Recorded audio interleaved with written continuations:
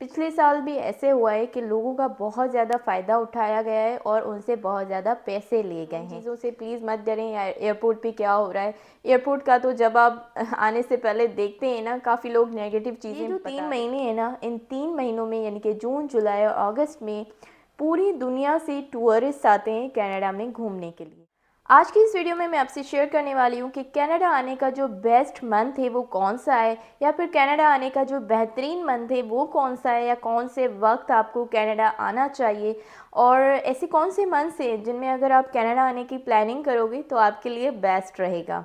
और कुछ ऐसे मिसकंसेप्शंस भी है जो एजेंट्स या जो है ना कंसल्टेंट्स उसको स्प्रेड करते हैं, मिसगाइड करते हैं लोगों को कि कोई ऐसी ख़ास डेट है कनाडा में जो कनाडा जो है ना उन डेट्स में वीज़ा ज़्यादा इशू करता है, या फिर कोई ऐसे ख़ास मंथ्स है या कोई ऐसा ख़ास वक्त है जिसमें जो है ना कनाडा वीज़ा इशू करता है, या फिर उसके अलावा कोई ऐसे 2-3 मंथ्स है जिसमें कनाडा जो है ना वीज़ा बहुत ज़्यादा इशू करता है। इसके बारे में भी बात करेंगे आगे चल के वीडियो में।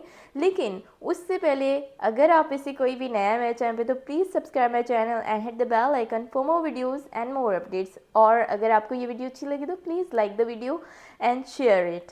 तो चलिए जी वीडियो को स्टार्ट करते हैं बिना टाइम वेस्ट किए। Let's start the video. सबसे पहले तो मैं आपको बता दूं कि कनाडा आने का जो बेस्ट वक्त है ना वो समर होता है। समर यहाँ पे स्टार्ट हो जाता है मार्च से और ये चला जाता है सितंबर तक। कुछ एरियाज़ में मार्च से स्टार्ट हो जाता है, लेकिन कुछ एरियाज़ में मई में स्टार्ट हो जाता है। अगर मैं अपने एक्सपीरियंस की बात करूँ तो हमने यहाँ पे जो है ना मार्च में भी स्नो को देखा है, लेकिन अब हमें मई में जाकर लगा है कि हाँ वाकई अब समर स्टार्ट हो गया है। तो लेकिन जो इसमें आइडियल 3 महीने होते हैं और वो होते हैं जून, जुलाई और अगस्त। ये जो 3 महीने हैं ना, इन 3 महीनों में यानी कि जून, जुलाई और अगस्त में पूरी दुनिया से टूरिस्ट आते हैं कनाडा में घूमने के लिए, क्योंकि कनाडा एक बहुत खूबसूरत कंट्री है, वर्थ लिविंग कंट्री है और देखने के काबिल है। और इन 3 महीनों में जो है ना आपके पास बहुत सारे चांसेस होते हैं, बहुत सारे इवेंट्स हो रहे होते हैं, हर जगह एक्टिविटीज़ ही एक्टिविटीज़ हो रही होती हैं। और इसके अलावा जहाँ पे भी आप चाहेंगे ना, इन 3 महीनों में आपको नज़र आएगा कि कनाडा जो है ना ग्लो कर रहा होता है, कनाडा हर तरफ ब्लूम कर रहा होता है इन 3 महीनों में। कहीं पे भी आप चले जाएं, चाहे आप एल्बर्टा चले जाएं, चाहे आप ओंटारियो चले जाएं, चाहे क्वेबेक या फिर ब्रिटिश कोलंबिया या फिर वैनकूवर, कहीं पे भी आप चले जाएं, आपको हर तरफ इवेंट्स ही नज़र आ रहे होंगे होते हुए। तो इसमें जो आइडियल वक्त है ना कनाडा आने के लिए, तो वो मैंने आपको बता दिया है कि समर, लेकिन फिर मैं बता देती हूँ कि उसमें 3 महीने आइडियल माने जाते हैं, जून, जुलाई और अगस्त। तो ये 3 महीने हैं कनाडा में आने के लिए आपके लिए बेस्ट। अब मैं आपसे शेयर करती हूँ कि इसका रीज़न बता देती हूँ कि क्यों समर में आपको आना चाहिए और क्यों विंटर में नहीं आना चाहिए। देखिए, आप सबको पता है कि कनाडा में जो है ना विंटर में बहुत ज़्यादा स्नो होता है। जब एकदम से अगर आप नए लोग होंगे और स्नो में आएंगे तो आपके लिए बहुत ज़्यादा मसले मसाइल होंगे। जब हम नए होते हैं, न्यू लोग होते हैं, तो फिर जो हमें तो एक तो हमें कोई चीज़ पता नहीं होती है, हमें बहुत सारी हेल्प चाहिए होती है लोगों की, क्योंकि उनसे हमें पूछना पड़ता है कि हम विंटर के लिए क्या लें और क्या नहीं। और बहुत सारी शॉपिंग करनी पड़ती है आपको विंटर के लिए, जैकेट्स हो गए, शूज़ हो गए, उसके विदाउट उन चीज़ों के आप बिल्कुल सरवाइव नहीं कर सकेंगे यहाँ पे कनाडा के विंटर में। तो उसके लिए आपको टाइम चाहिए, पता होना चाहिए कि कौन सी चीज़ें लेनी है और कौन सी नहीं। और अगर आपकी फैमिली बड़ी है तो फिर तो और भी ज़्यादा हेडेक हो जाता है, क्योंकि जितने ज़्यादा लोग उतनी ज़्यादा चीज़ें हमें लेनी पड़ती हैं। उसके अलावा जब हम न्यू होते हैं तो हमें घर भी यहाँ पे सर्च करना होता है, और विंटर में घरों को सर्च करना, और वो भी विदाउट एनी व्हीकल, बिना किसी गाड़ी के, बहुत मुश्किल है सर्वाइव करना। अगर आपके पास गाड़ी भी नहीं है, ज़ाहिर है नए होंगे तो आपके पास गाड़ी भी नहीं होगी, तो फिर वो भी एक अलग मसला हो जाता है। उसके अलावा और भी छोटे छोटे बहुत सारे काम होते हैं, अकाउंट्स आपको खुलवाने होते हैं, बच्चों की एडमिशन्स की बात होती है, बहुत सारी चीज़ें होती हैं। तो खाने पीने का भी आपको करना होता है, ग्रॉसरीज़ वगैरह जो भी चीज़ें होती हैं वो सारी आपको देखनी पड़ती हैं।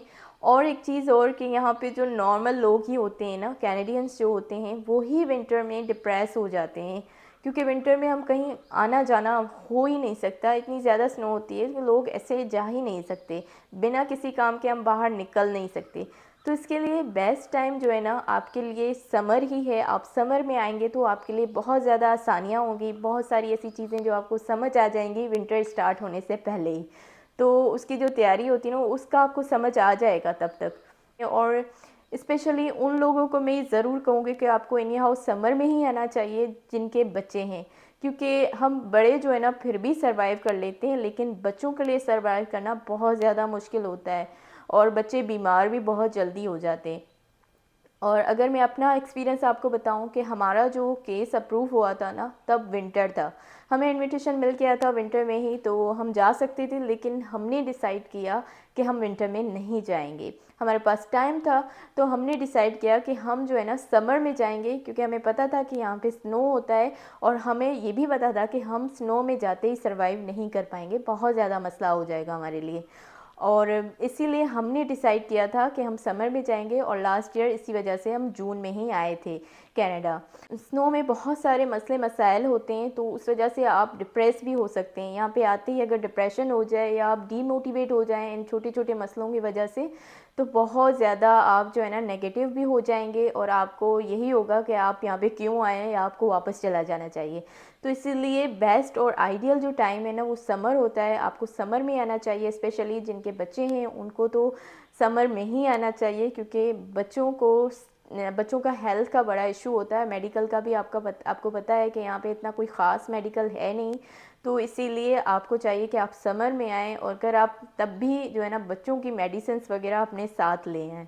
अब अगर वीज़ाज़ की बात कर लें तो क्या कनाडा बहुत ज़्यादा वीज़ाज़ देता है कुछ ख़ास डेट्स में या कुछ ख़ास मंथ्स में? तो मैं बता दूं, आपको क्लियर कर दूं कि ऐसा कुछ भी नहीं है। ये सिर्फ कुछ एजेंट्स या कुछ कंसल्टेंट्स की फैलाई हुई बातें हैं, या वो लोग जिनका अपना इंटरेस्ट होता है। पिछले साल भी ऐसे हुआ है कि लोगों का बहुत ज़्यादा फ़ायदा उठाया गया है और उनसे बहुत ज़्यादा पैसे लिए गए हैं।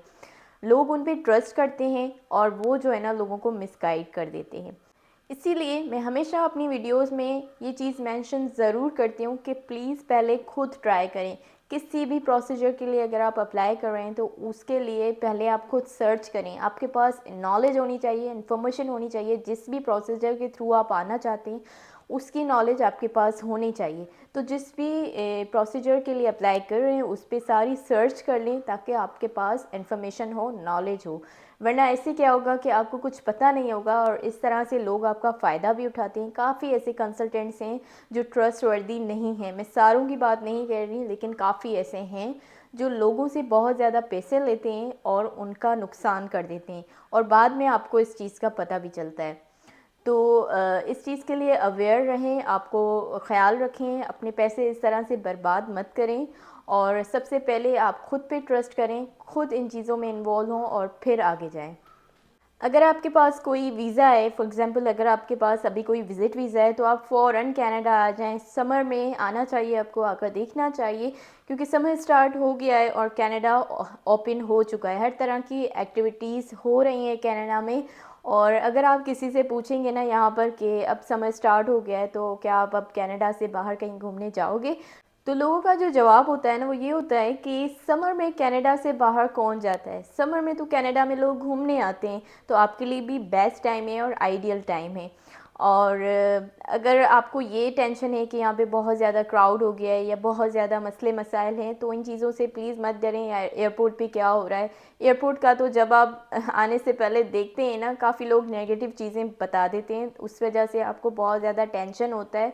तो बिल्कुल रिलैक्स रहिए, कुछ भी ऐसा नहीं होता है। अगर आपका केस जेन्युइन है, अगर आपकी एप्लीकेशन आपने खुद फिल की है, तो आपको आपके जो डॉक्यूमेंट्स है वो भी जेन्युइन है, तो आपको परेशान होने की बिल्कुल भी ज़रूरत नहीं है, फ़िक्र करने की बिल्कुल भी ज़रूरत नहीं है। ऐसा कुछ भी नहीं पूछा जाता है, ऐसा कुछ भी नहीं होता है एयरपोर्ट पे जिसकी वजह से आपको परेशान होने की ज़रूरत है। हम भी बहुत पैनिक थे जब हम आए थे और बहुत सारी चीज़ें कलेक्ट करके आए थे, बहुत सारी डॉक्यूमेंट्री हम लेकर आए थे, बहुत सारे फ़ोटोकॉपीज़, लेकिन हमसे किसी ने कुछ भी नहीं पूछा अनटिल हम खुद ना बता दें। आपको अगर पता है कि आपका केस सही है, आपकी एप्लीकेशन सही है, आपके डॉक्यूमेंट्स जेन्युइन है, आपका जो प्रोसीजर है वो भी बेस्ट है, तो फिर आपको परेशान होने की कोई ज़रूरत नहीं है।